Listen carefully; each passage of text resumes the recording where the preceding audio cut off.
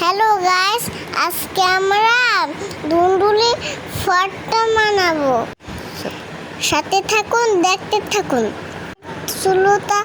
চুলা জ্বালিয়ে দেব, ধুন্দুলিটা পুড়িয়ে নেব।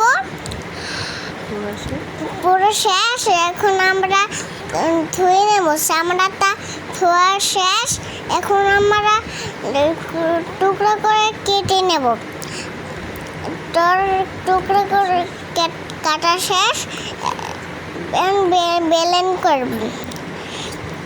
সাথে থাকুন, দেখতে থাকুন। বেলেন করা শেষ। শুকনো মুছতে দেব। প্যান বসিয়ে তেল দিয়ে দেব। রসুন কুচি, পেঁয়াজ কুচি, তারপরে কালো জিরা, আস্ত জিরা নেড়ে নেব।